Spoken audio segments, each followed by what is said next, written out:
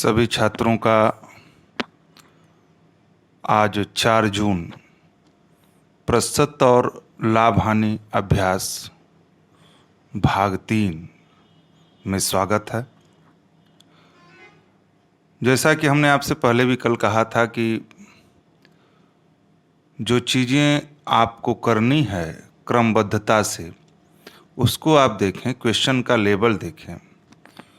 तो यह बात बहुत खुशी के साथ कहना पड़ रहा है कि जितना हम नहीं सोचे थे उससे कहीं अधिक बच्चे जो है अच्छे बच्चे जो है क्वेश्चन जो है हल किए। कुछ लोगों ने 9 प्रश्न को सही किया, कुछ लोग जो है 6 क्वेश्चन को सही किए, कुछ लोग 5 क्वेश्चन को सही किए। तो करीब 22-25 लोग, यानी हम मोटा बताएं 25 लोगों का हमने व्हाट्सएप पढ़ा। 25 लोगों का जो है क्वेश्चंस हल कर रहे हैं, पढ़ रहे हैं, है ना। और बाकी लोग तो भाई एक बार आग लगेगी और पढ़ेंगे, तो उनके बारे में हमको बहुत ज़्यादा नहीं कहना है। हम बस केवल यही कहेंगे कि जो बच्चे जुड़े हैं वो कंटिन्यूटी बनाए रखें, और नहीं कंटिन्यूटी बनाए रखेंगे तो शायद वो एग्ज़ाम से बहुत ज़्यादा दूर हो जाएंगे। अब समझिए कि कैसे होता है, सिस्टम क्या होता है। अचानक, हमने पहले भी कहा है कि ये सिस्टम जो है, देखिए क्या है क्या नहीं है, उसको पढ़ना चाहिए आप लोगों को। फिलहाल चलिए देखते हैं। तो सभी लोग का आज के बैच में स्वागत है। और हम पहले क्वेश्चन को 2 तरीके से समझेंगे। पहले हम विकल्प जो है सही करवा दें। पहला वाला क्वेश्चन का जो विकल्प है वह 300 सही होगा। दूसरे वाले का जो विकल्प है हम बगल में हल भी करा देंगे, 5% सही होगा। तीसरे वाले का जो है 218.78। चौथे वाले क्वेश्चन का 32%, है ना। और हम थोड़ा सा यहाँ पे देखें, क्वेश्चन नंबर 5वां का 40%, और क्वेश्चन नंबर 6वां का जो है 468, और क्वेश्चन नंबर 7वां का 42%, क्वेश्चन नंबर 8 का 80%, और क्वेश्चन नंबर 9 का 100 रुपया, यानी बी विकल्प सही होगा। क्लियर है। तो यहाँ पे आप, जैसा कि क्वेश्चन आपने क्लियर कर लिया है, एक एक क्वेश्चन को हम जो है करते हैं और उसको जो है हल करते हैं।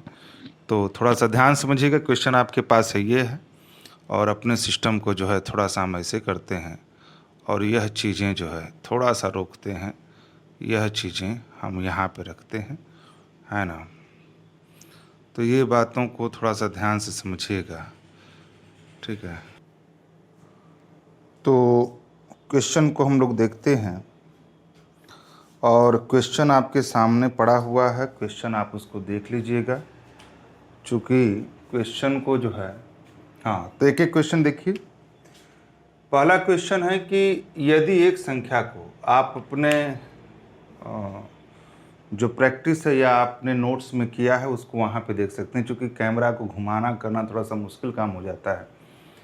यदि एक संख्या के 60% को 120 में जोड़ा जाता है तो परिणामी वो ही संख्या है, तो वह संख्या क्या है। मान लीजिए क्वेश्चन नंबर फर्स्ट का हल, मान लीजिए, माना संख्या आपका क्या है, यक्स है। एक संख्या का 60%, तो यक्स का 60%, ठीक है, में 120 जोड़ा जाता है, इसमें 120 जोड़ा जाता है, तो वही संख्या प्राप्त होती है, यानी यक्स है। यानी यह चीज़ें आपको प्रश्नानुसार पे बातें कही जा रही हैं। तो आपका 20 तेईस 60, 20 पाँचे 100, यानी 3x/5 और माइनस यक्स माइनस 120, यानी आपका हो जाएगा -2x/5 बराबर -120, माइनस से माइनस कटेगा, 2 छक 12, यानी x बराबर 300। वह संख्या क्या है, 300। तो इस प्रश्न का जो उत्तर होगा वह क्या होगा, 300 होगा। क्लियर है? एक बार आप जो है हाँ कहिए, हाँ सही है। तो इस प्रश्न का जो उत्तर होगा वो कितना होगा? 300 होगा। ठीक है। Question number 2। अब बात को हम आगे बढ़ाते हैं। Question number 2। तो क्वेश्चन नंबर 2 देखिए, आपके सिस्टम में पड़ा होगा। 220 छात्रों में, क्वेश्चन हम आपको पढ़ दे रहे हैं। 220 छात्रों में से 120 छात्र पुरुष हैं और शेष महिलाएं हैं। ठीक है, शेष क्या हैं? महिलाएं हैं। और आपसे कह रहा है, तो पहले हम यहाँ पे क्वेश्चन को हल करें। क्वेश्चन नंबर 2 का हल करें कि 220 पूरे टोटल छात्र हैं, 220 कुल छात्र हैं। समझिएगा हमारी बात, 220 कुल छात्र हैं। ठीक है, 220 कुल छात्र हैं। इसमें 2 पॉइंट बन रहा है, इसमें 2 पॉइंट बन रहा है। क्या है? 120 जो है क्या है? पुरुष हैं। 120 पुरुष हैं और बाकी जो है शेष महिला हैं। तो स्वाभाविक चीज़ है कि अगर हम इसको हल कर दें, 220 में से 120 घटा दीजिए तो कितना हुआ? 100। तो 100 जो है क्या हो गई? महिला हो गई। ठीक, 100 महिला हो गई। अब फिर कह रहा है कि पुरुष छात्रों के 25% और महिला छात्रों में से 20% रसायन विभाग के छात्र हैं। तो पुरुष का जो है आपका यहाँ पर 25, पुरुष छात्रों का 25%, तो 120 का 25%, 25/100। ठीक है, 25 से कम 25, 25 चौके 100, 4 तिहाई 12, यानी 30 पुरुष जो है आपके, 30 पुरुष आपके जो क्या हैं आपके, और महिला का 20%, यानी 100 का जैसे जैसे कर रहा है। कंसेप्ट का मतलब यही होता है, महिला छात्राओं का 20%, 20/100, 100 से 100 कटा 20। ये क्या है? ये महिला हो गई। ये जो महिला है, क्या है मामला? यह जो महिला हो गई, हाँ, रसायन विभाग के छात्र हैं। तो ये जो है 30 पुरुष रसायन विभाग के छात्र हुए और 20 महिला रसायन विभाग के छात्र हुए। रसायन विभाग के 20% छात्र और 25% छात्र महिला छात्र फाइनल परीक्षा में उत्तीर्ण हुई है। तो चूंकि 30 पुरुष जो है ये, तो उसका हमने 30 पुरुष ये रसायन विभाग के हैं और ये 20%। इसमें से अब यहाँ पे देखिए, कह रहा है कि रसायन विभाग के 20% छात्र और 25% छात्र फाइनल परीक्षा में उत्तीर्ण हुए। तो 30 का है ना 20/100, 2 0 से 2 0, यानी 6 पुरुष जो है, 6 पुरुष आपके जो है पास हैं और 25% छात्र महिला है।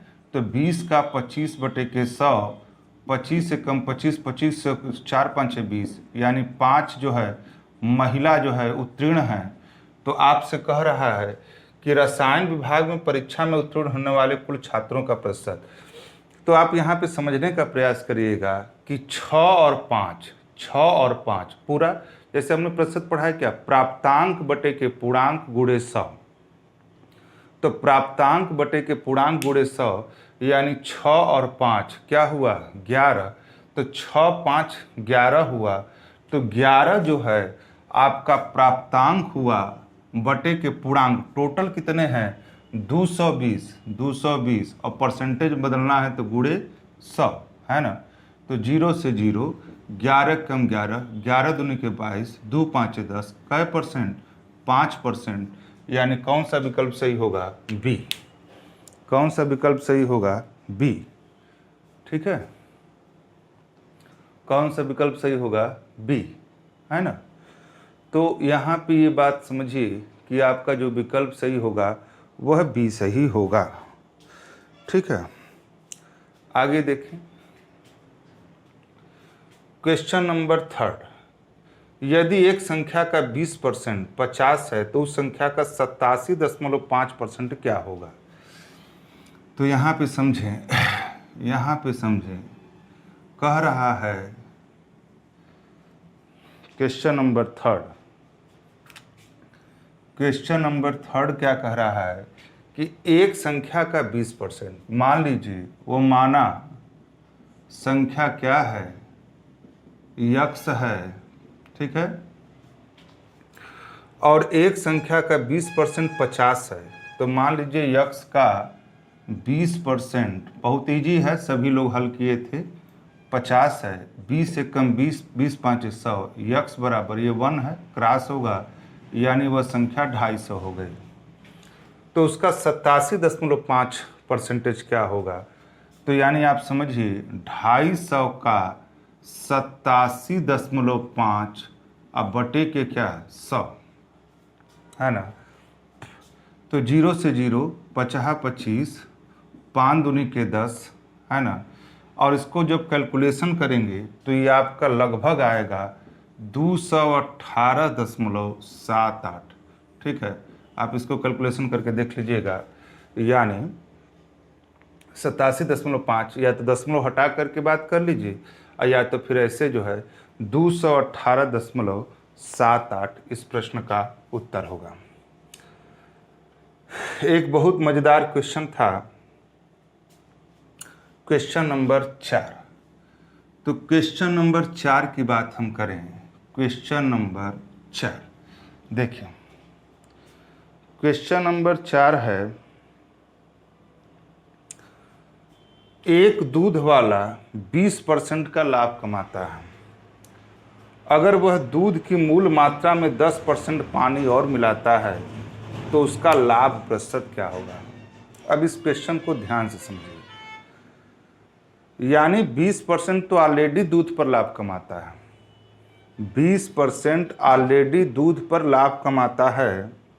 अगर वह दूध की मूल मात्रा में 10% पानी मिलाता है तो स्वाभाविक चीज़ है कि जब दूध पर 20% लाभ ऑलरेडी कमा ही रहा है और 10% जब पानी मिलाएगा तो वो भी तो उसका लाभ ही में ऐड होगा, यानी दोनों पॉजिटिव होगा। आप समझ सकते हैं, ये चीज़ें हमने आपको पढ़ाया था, x plus y plus x y बटे के 100, यह याद आपको होगा, यह प्रतिशत में हमने आपको इसका जिक्र किया था।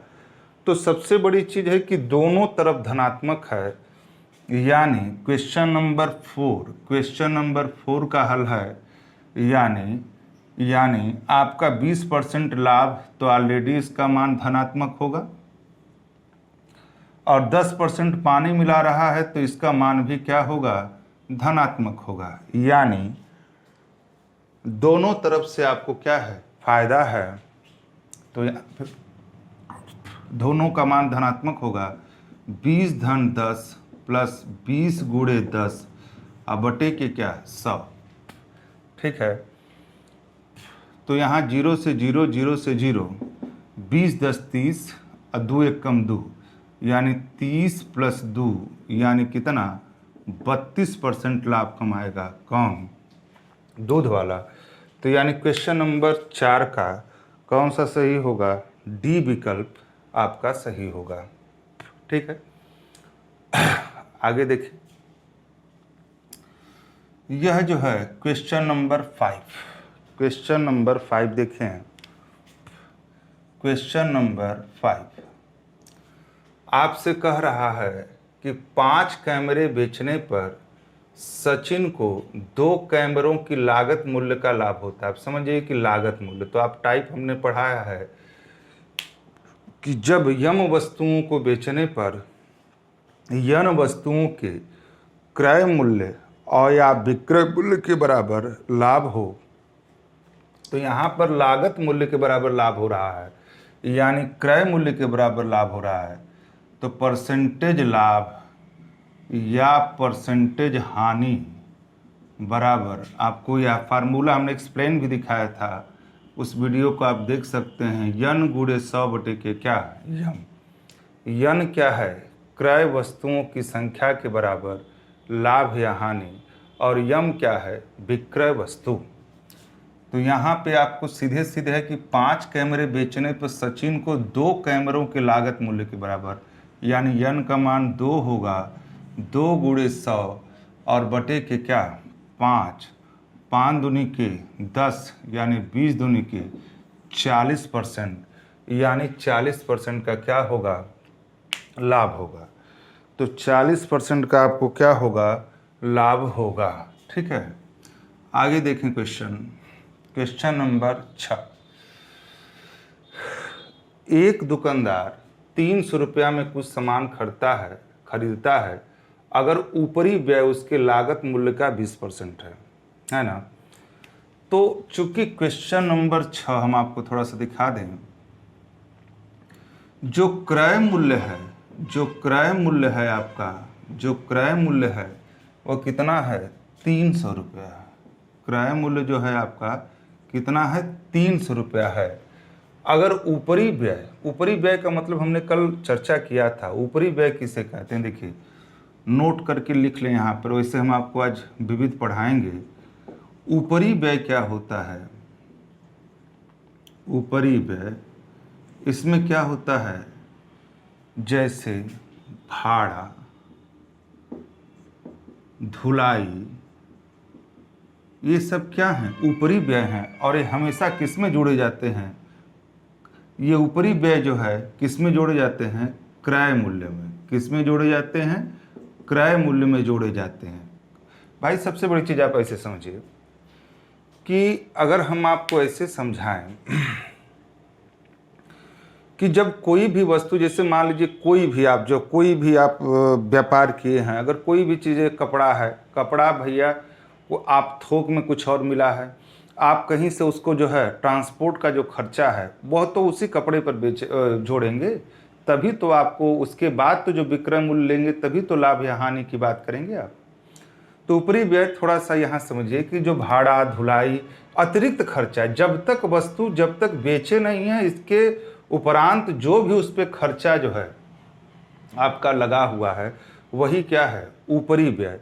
तो यहाँ पे समझिएगा, यहाँ पे नोट कर लें, तो यहाँ पे समझिएगा कि ऊपरी व्यय उसके लागत मूल्य का है। तो लागत मूल्य यानी क्रय मूल्य, तो 300 का क्या है, 20%, यानी 20% है, यानी 0 से 0, यानी 60 रुपया। ये क्या हुआ, ऊपरी व्यय। और ये किस में जोड़ा जाएगा, इसी में जोड़ा जाएगा, यानी 300 + 60 बराबर 360 रुपया। तो ये 360 रुपया ये क्रय मूल्य ही होगा। 360 रुपया ये क्या होगा, क्रय मूल्य ही होगा। तो कह रहा है कि 30% लाभ कमाने के लिए इसे किस कीमत पर बेचना होगा, यानी 30% का लाभ कमाना है तो जब विक्रय मूल्य आपको लेना है, क्या लेना है, विक्रय मूल्य लेना है, तो 360 का है ना 30% लाभ कमाना है, 130 बटे के क्या 100 है ना। तो 2 जीरो से 2 जीरो कट जाएगा और 36 × 13 यानी आपका हो जाएगा 468 रुपया। यानी इतने रुपये पे बेचेंगे तो आपको 30% का लाभ होगा। ठीक है, तो ये आपका क्वेश्चन नंबर 6 का जो आंसर होगा वह 468 रुपया होगा। ठीक है, चलिए, तो देख रहे हैं ये सब चीज़ें जो है एक्सप्लेन मेथड से उठ रही हैं, और यही चीज़ हम आपको समझाने का प्रयास किए कि आप एक्सप्लेन मेथड को ही आप जो है थोड़ा सा देखें। चलिए, क्वेश्चन नंबर 7। तो क्वेश्चन नंबर 7 है, क्वेश्चन नंबर 7 देखें, कह रहा है अगर लागत मूल्य बिक्री मूल्य का 70% है, लागत मूल्य बिक्री मूल्य का 70% है, यानी कहने का मतलब जो क्रय मूल्य है वह विक्रय मूल्य का, क्रय मूल्य जो विक्रय मूल्य का क्या है 70% है, 70 बटे के 100 है, तो अनुमानित लाभ कितना होगा। बस यह अनुपात, ये विक्रय को हम इधर कर लें, एक 0 से 0 ऐसे काट दीजिए, यानी इसको अगर हम हल करें तो क्रय मूल्य बटे के विक्रय मूल्य बराबर 7 बटे के क्या होगा 10 होगा। होगा कि नहीं होगा, ठीक है। तो जो क्रय मूल्य बटे के विक्रय मूल्य बराबर 7 बटे के क्या हुआ 10 हुआ। चूंकि क्रय मूल्य ऊपर की ऊपर राशि ली जाती है और ये विक्रय 10 हुआ, तो परसेंटेज लाभ बराबर क्या हो जाएगा कुल लाभ, यानी विक्रय में से क्रय घटेगा तो आपका 3 हुआ, 3 × 100 बटे के क्रय मूल्य 7। तो इसको जब हम हल करेंगे तो लगभग जो है 42 दशमलव कुछ पॉइंट आएगा, यानी यही आपका आंसर होगा। यानी 300 बटे के 7 करेंगे तो ये 42 पॉइंट कुछ आएगा, यानी आपका लगभग सी वाला विकल्प सही होगा। कौन सा? 42%। क्लियर है। क्वेश्चन नंबर 8 देखिए कितने सिंपल टाइप के क्वेश्चन है। क्वेश्चन नंबर 8 देखें, एक वस्तु की लागत दोगुना हो जाती है लेकिन विक्रय मूल्य अपरिवर्तित रहता है। 10% का नुकसान होता है तो मूल लाभ प्रतिशत कितना है? अब यहाँ पे ध्यान से समझिए कि मूल लाभ प्रतिशत कितना है। मान लीजिए तो कह रहा है कि एक वस्तु की लागत दोगुना हो जाती है, तो मान लीजिए प्रारंभिक कीमत प्रतिशत है तो कोई दिक्कत नहीं है। प्रारंभिक कीमत